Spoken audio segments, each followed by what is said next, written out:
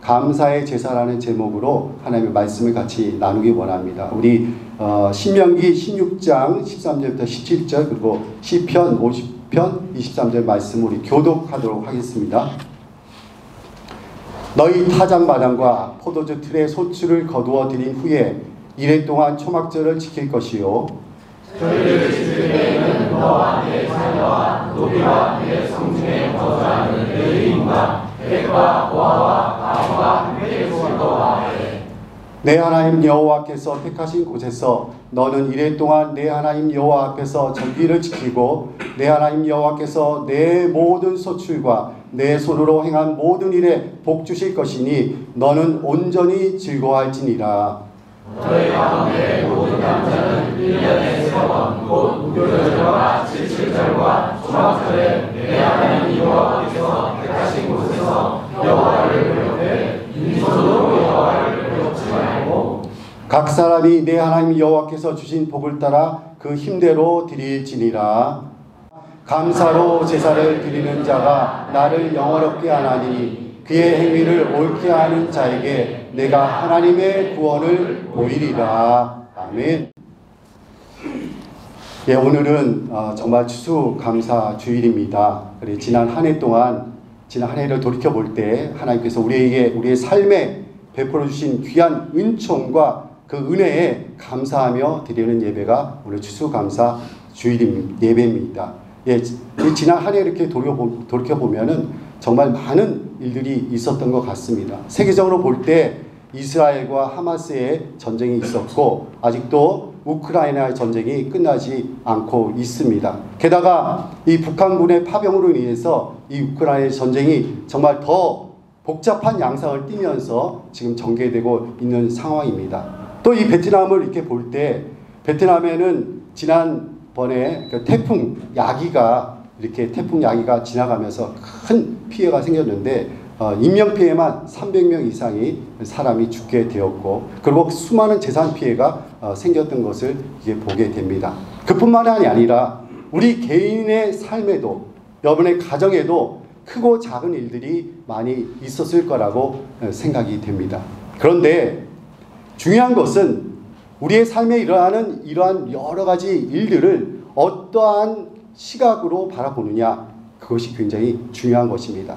긍정적인 시각으로 바라볼 때는 긍정적인 해석이 나오게 됩니다.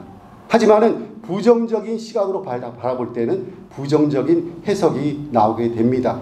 그래서 이러한 해석의 차이로 인해서 우리의 삶에 일어나는 모든 일들에 대해서 너무나 감사하며 감격하며 감사가 터져나오는 그런 일들이 있는 반면에 이 해석이 또 잘못되고 부정적인 해석을 하게 되면 우리의 삶에 불평과 원망의 요소들이 이렇게 나타나는 것을 우리는 보게 됩니다. 때문에 어떤 시각으로 우리의 삶에 일어나는 여러 가지 일들을 바라볼 것인가?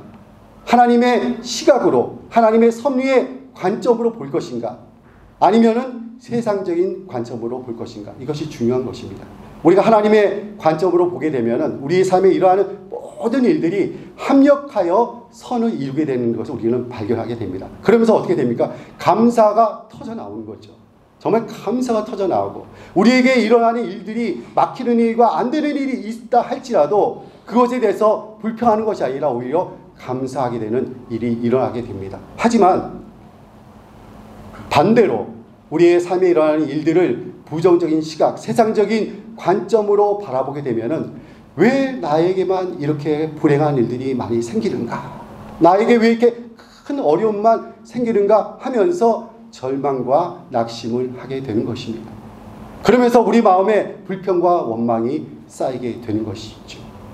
자, 사랑하는 성도 여러분, 여러분은 어떠한 시각으로 우리의 삶에 일어나는 사건과 사고, 일들을 바라보고 계십니까? 긍정적인 시각으로 바라보고 계십니까? 부정적인 시각으로 바라보고 계십니까? 아니면 하나님의 관점에서 이 일들을 해석하고 계십니까? 아니면은 세상적인 관점에서 이 일들을 지금 바라보며 해석하고 계십니까? 오늘 저는 이 성경에 나오는 이 감사절에 대한 말씀을 나누면서 우리 삶에 일어나는 모든 일들을 어떻게 하나님의 관점에서 해석하고 긍정적으로 바라볼 수 있는가에 대한 지혜를 함께 얻기를 간절히 원합니다. 자, 오늘 구약에 이 제사 절기가 세 가지가 나옵니다. 뭐가 나오냐면 첫 번째 유월절, 그리고 칠칠절. 이 칠칠절을 우리는 오순절이라고도 합니다. 그리고 마지막에 초막절입니다. 여러분, 이 유월절은 이스라엘 백성이 애굽에서 해방할 때, 애굽에서 구출할 때 하나님께서 정말 하나님의 사자를 보내셨는데 그 죽음의 사자가 넘어가는 것을, 지나가는 것을 기념해서 드리는 절기가 바로 유월절입니다.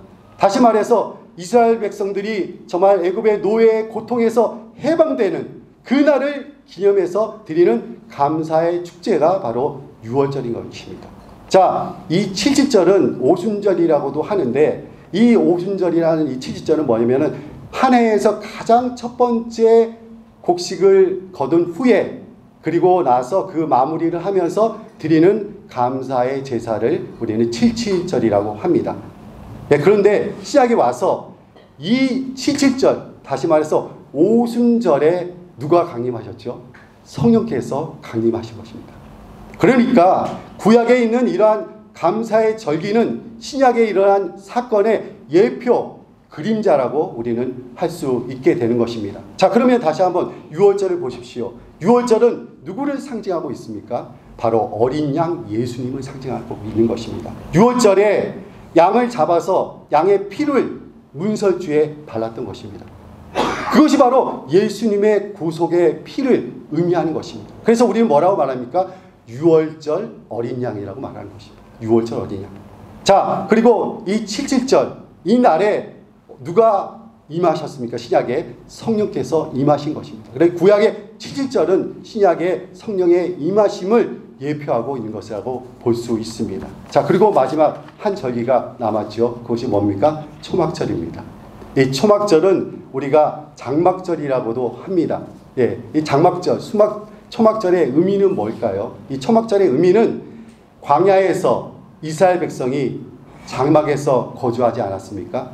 그 이스라엘 백성이 장막에서 거주한 그 장막 생활을 기념해서 드리는 날이고, 특별히 가을에 추수를 마치고 그 추수의 마침을 기념해서 드리는 이 날이 바로 이 초막절입니다. 장막절이라고도 하지요.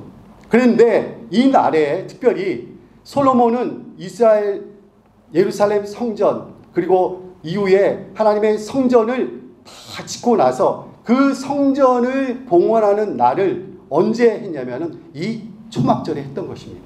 그래서 여러분, 역대하 이 7장 10절 말씀 우리 같이 한번 읽어보겠습니다.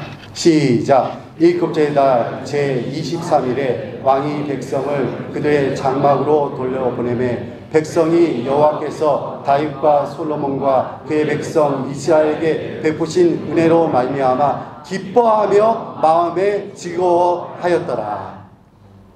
여기 보면은 기뻐하며 마음에 즐거워하였더라 되어 있는데, 이것이 뭐냐면 축제입니다. 성경에 나오는 모든 축제의 내용을 보면은 하나님께서 마음에 기뻐하며 마음에 즐거워하였더라, 이 말이 거기에 따라 붙는 것을 우리는 보게 되면 축제예요. 자, 솔로몬이 성전을 다 지어놓고 감사의 마음으로 하나님께 감사의 제사를 드리며 그 축제의 날을 정한 것이 바로 이 초막절에 이 봉헌 예배를 하나님께 드렸던 것입니다. 자, 여기 보시면은 7월 23일이라고 나오는데 이것이 바로 유대인의 달력입니다. 유대인의 달력인데, 원래 초막절은 유대인의 달력에서 7월 15일 날 시작해서 일주일간 지속이 됩니다. 그리고 하루를 8일째 되는 날 한 번 더 추가적으로 제사를 드려서 23일 날 마무리 제사를 드리고 나서, 감사의 제사를 다 드리고 나서 이 백성들을 장막으로 집으로 다시 돌려보냈던 것입니다. 그래서 유대인들은 오늘날에도 이 초막절을 지키고 있습니다. 이 날짜가 우리 현대인의 달력으로는 보통 9월에서 10월 정도 된다고 해요. 가을이죠. 이때 이 유대인들은 자기 집 앞마당에다가 텐트를 쳐놓고 일주일 동안 그 축제를 즐기면서 거기서 정한 음식, 구약에서부터 초막절에 먹으라고 한 음식이 있거든요. 그 음식을 먹으면서 이렇게 일주일 동안 축제의 시간을 지금도 그렇게 보낸다고 합니다. 자, 그래서 오늘 저는 하나님께서 우리에게 감사의 절기로 주신 이 초막절을 통해서 우리에게 주시는 메시지가 무엇인가, 그 세 가지로 하나님의 앞에서 우리 같이 한번 나눠보기를 원합니다. 첫 번째, 이 초막절을 통해서 우리에게 주시는 메시지는 추수의 기쁨을 사회적 약자와 가난한 자들과 함께 하라는 것입니다. 사회적 약자와 소외된 자들과 함께 하라는 것입니다.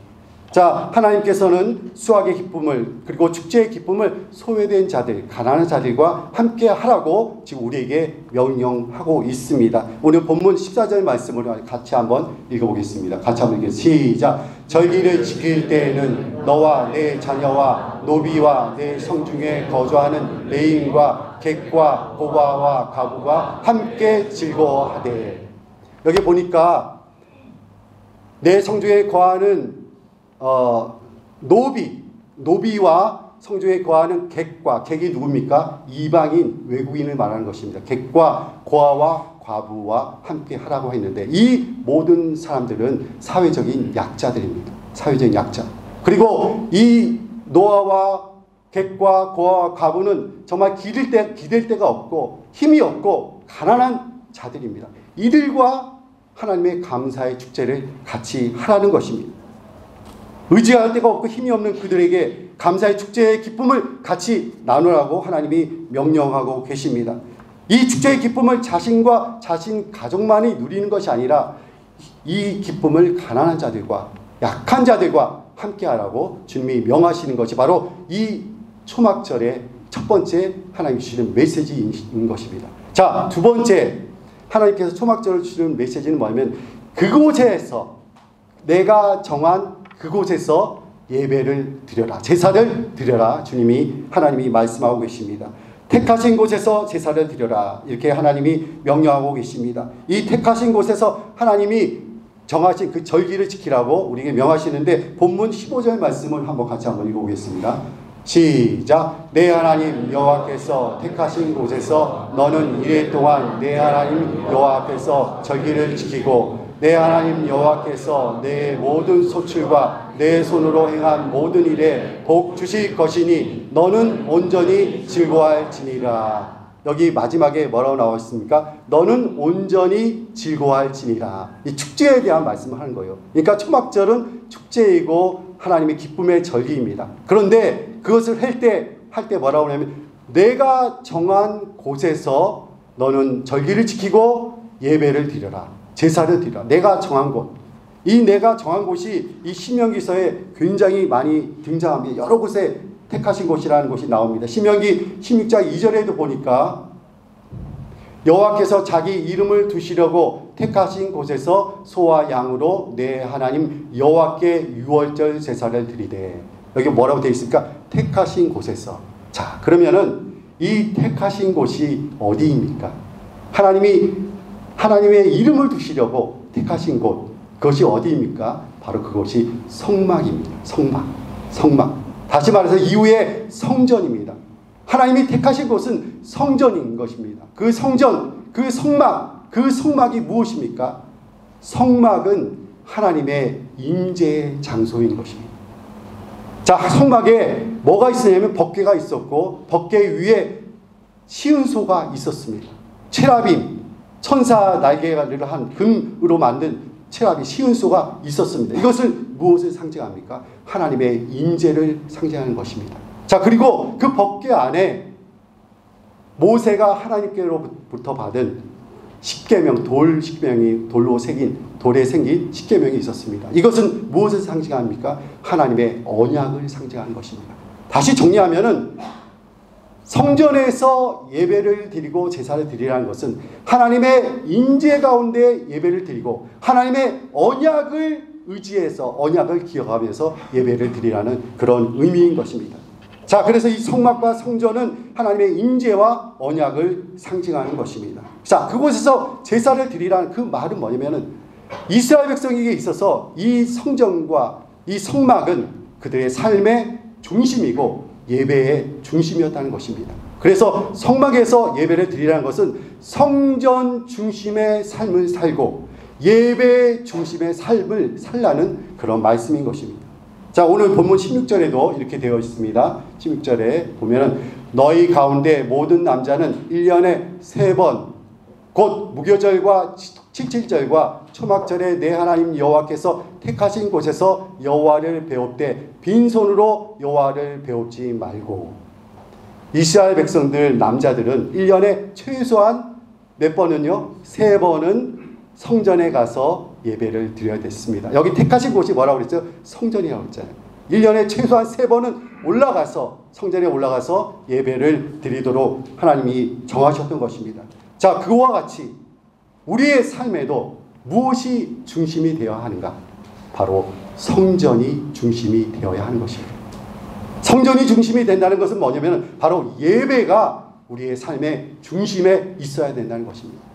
자, 초막절을 통해서 하나님께서 주시는 메시지 3번째는 너희들이 예배를 드리려 갈 때에 빈손으로 가지 말고 하나님께 예물을 준비하여 드리라고 하나님은 이 초막절을 통해서 우리에게 말씀하십니다. 빈손으로 여호와를 뵙지 말고 그 힘대로 드려라. 하나님께서 초막절 감사의 제사를 드릴 때 빈손으로 가지 말라고 말씀하십니다. 그러면서 명령하십니다. 17절 말씀 우리 한번 같이 한번 읽겠습니다. 시작. 각 사람이 내 하나님 여호와께서 주신 복을 따라 그 힘대로 드릴지니라. 제사를 드리러 갈 때 16절에 보니까 너가 하나님을 만나러 갈 때 배우러 갈 때 빈손으로 가지 말라고 말씀하십니다. 그러면서 내 하나님 여호와께서 주신 복을 따라 그 힘대로 드릴지니라. 하나님께 예배드리고 제사 지낼 때 빈손으로 가지 말고 제물을 드리라는 것입니다. 그 말은 뭐냐면은 너의 감사의 마음을 제물로 표현하라는 것입니다. 제물로 표현해라. 자, 오늘 이것을 우리에게 적용한다면은 우리가 하나님 앞에 감사의 축제, 감사의 예배를 드릴 때 빈손으로 나오지 말라는 뜻입니다. 예물을 준비해서 감사의 마음을 표현하는 물질로 하나님께 드리라는 것입니다. 오늘도 하나님께 나올 때 빈손으로 오지 아니하고 감사의 마음을 담아 하나님께 표현하는 은혜가 있기를 주님의 이름으로 축원합니다. 그러면 하나님께서 우리에게 3가지 메시지를 주셨는데 이 메시지를 통해서 우리의 삶에 적용하기 원하는 적용점 3가지를 저는 한번 같이 나누고자 합니다. 첫 번째, 하나님께서 우리에게 이 말씀 초막절을 통해서 메시지를 주셨는데 이 말씀을 통해서 우리에게 주시는 첫 번째 적용의 말씀은 감사의 축제를 가난한 자들과 함께 하라는 것입니다. 자, 저를 한번 따라서 하시기 바랍니다. 가난한 자들과 함께 하라. 가난한 자들과 함께 하라. 감사의 기쁨의 축제를 우리만 누리는 것이 아니라 수확의 기쁨을 가난한 자들과 소외된 자들과 함께 하라고 주님께서 말씀하십니다. 우리 주위에 정말 가난한 자들이 많이 있습니다. 또 사회적 약자들이 있습니다. 이들과 축제의 기쁨을 함께 나누기를 원합니다. 네, 조심스럽게 제가 하나 간증을 하는데요. 우리 교회에 우리 신장로님이라고 계십니다. 미국 국적자이시고 이곳에서 지금 봉제업을 하고 계시기 때문에 미국에서 한 반 살고 이쪽에 와서 또 한 반을 살고 이렇게 왔다 갔다 왕래하시는 이 장로님이 계십니다. 이 장로님께 제가 지난번에 한번 이 신학교의 상황을 한번 말씀드린 적이 있습니다. 신학교가 지금 이전하려고 다 준비하고 다 해서 이전하는 그 과정 속에서 빨리 이전할 줄 알고 학교의 급식 식당을 문을 닫아버린 거예요. 그래갖고 이 학생들이 이제 식사 때가 되면은 급식을 못 받으니까 나가서 식사를 먹어야 되는데 밖에 나가면 식사가 어떻습니까? 비싼 거예요. 비싸고 학생들이 돈이 없으니까 그냥 굶는 거예요. 굶어. 그렇게 굶는 신학생들이 많이 있었어요. 그래서 제가 그 얘기를 우리 장로님하고 이렇게 이야기 나누면서 나눴는데 장로님이 그 얘기를 듣고 나서 그러면은 우리 학생들에게 한번 식사를 한번 자기가 쏘겠다. 식사를 쏘는데 뷔페 식사로 한번 내겠다 이렇게 말씀하시는 거예요. 그래서 10월 말에 우리 학생들 100여 명 정도 되거든요. 정확하게 90명인데 그 학생들에게 점심 식사를 뷔페 식사로 우리 장로님이 내셨습니다. 내셨어요. 다 다 그 배로 다 먹였어요. 그리고 나서 제가 학생들 얼굴을 보니까 학생들 얼굴이 얼마나 밝아졌는지 그냥 얼굴이 해맑은 거예요. 그래갖고 제가 보면서 그 얼굴이 아직도 머리에 정말 생생하게 남아 있습니다. 가난한 자들, 정말 우리가 베풀고 그들에게서 다시 되돌려 받을 수 없는 자들에게, 가난한 자들에게 베푸는 것, 그것이 감사의 축제를 나누는 삶입니다. 그 축제의 기쁨을 나눌 때 그 하나님이 그 제사를 받으시는 거예요. 저는 그 장로님의 그 제사를, 하나님이 그 삶으로 표현한 그 제사를 받으셨는 줄 믿습니다. 믿습니다. 이것이 하나님의 받으시는 제사이고 예배인 것입니다. 자, 두 번째, 감사의 제사를 성전에서 드리라는 것입니다. 감사의 제사를 어디서 드리라고요? 성전에서 드려라.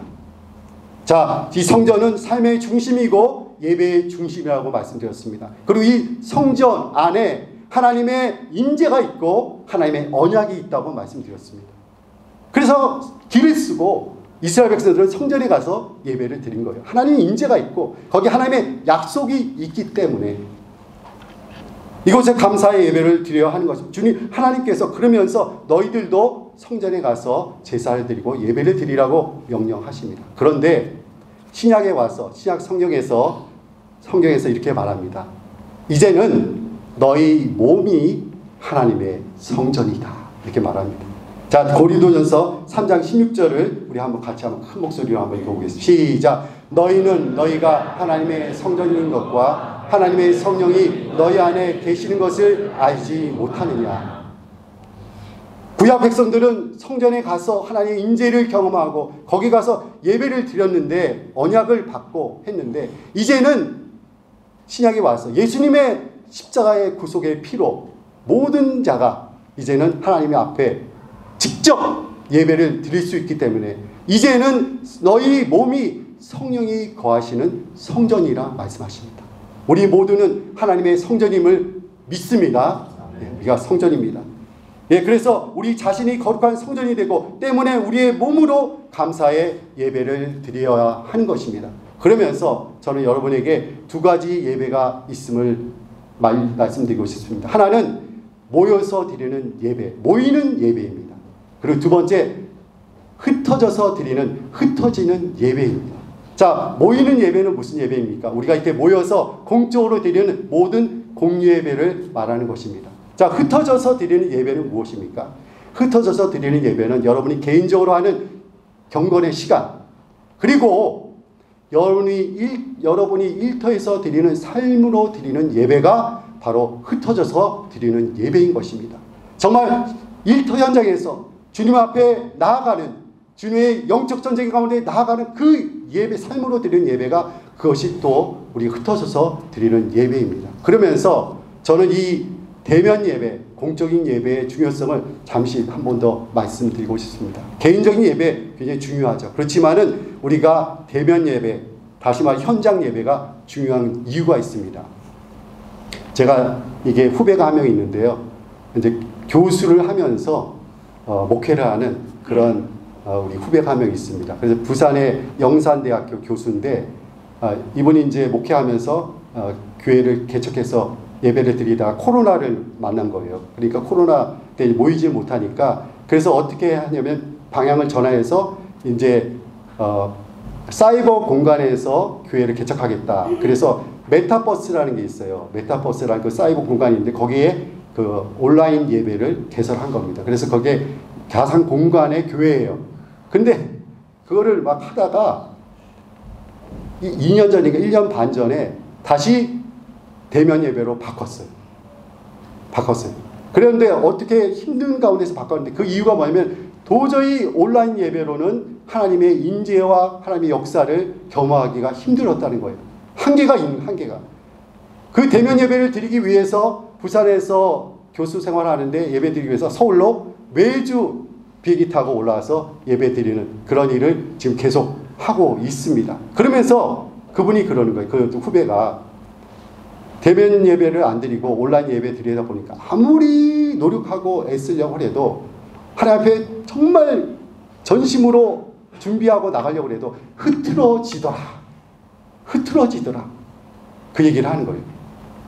그러면서 대면 예배의 중요성을 저에게 얘기하는 거예요. 꼭 모여서 예배 드려야 된다. 물론 어떤 환경과 처지가 있어서 온라인 예배를 드릴 수도 있겠지만은 우리가 이 모여서 드리는 이 예배를 통해서 하나님이 감사의 축제의 예배를 통해서 하나님이 이 예배를 우리의 마음을 받으신 줄 믿습니다. 자, 마지막으로 우리에게 주시는 적용점 무엇입니까? 감사의 마음을 표현하라는 것입니다. 자, 저를 따라서 하시기 바랍니다. 감사를 표현하자. 감사를 표현하자. 물론 물질로 감사를 표현할 수도 있습니다. 그러나 그것뿐만 아니라 우리의 입술로 감사를 고백해야 되는 것입니다. 그래서 입술의 이 고백이 바로 입술의 열매라고 성경은 말하고 있습니다. 우리 히브리서 13장 15절 말씀 같이 한번 읽겠습니다. 시작. 그러므로 우리는 예수로 말미암아 항상 찬송의 제사를 하나님께 드리자. 이는 그 이름을 증언하는 입술의 열매니라. 여기 보니까 찬송의 제사가 뭐냐면 바로 입술의 열매인 것이에요. 그래서 우리가 하나님 앞에 그냥 마음으로만 감사하고 이런 것이 아니라 입으로 하나님 감사합니다. 정말 감사합니다. 입으로 고백하고 이 고백을 찬양으로 하나님께 드릴 때 이것이 하나님이 받으시는 제사가 되는 것입니다. 제사가 됩니다. 찬송의 제사를 하나님께 드리라. 지금 성경은 말하고 있습니다. 하나님께서 우리에게 원하시는 것 무엇입니까? 미가서 6장에 보니까 하나님께서 우리에게 원하시는 것 수천의 수양이 아닙니다. 만만의 기름이 아닙니다. 하나님이 우리에게 원하시는 것 우리의 마음입니다. 우리가 정말 감사의 제사를 드릴 때 정말 우리 마음속에 깊이 우러나오는 그 속에서 우러나오는 감사의 마음으로 하나님께 나가서 예배를 드리고 그 입술의 고백으로 하나님 감사합니다 고백하고 있는가, 하나님이 우리를 그렇게 보신다는 것입니다. 오늘 미가서 6장 8절 이렇게 같이 한번 읽어볼까요? 시작. 사람아, 주께서 선한 것이 무엇임을 내게 보이셨나니 여호와께서 내게 구하시는 것은 오직 정의를 행하며 인자를 사랑하며 겸손하게 내 하나님과 함께 행하는 것이 아니냐. 하나님이 정말 우리에게 원하신 것은 하나님과 동행하며 같이 거하기를 원하시는 것입니다.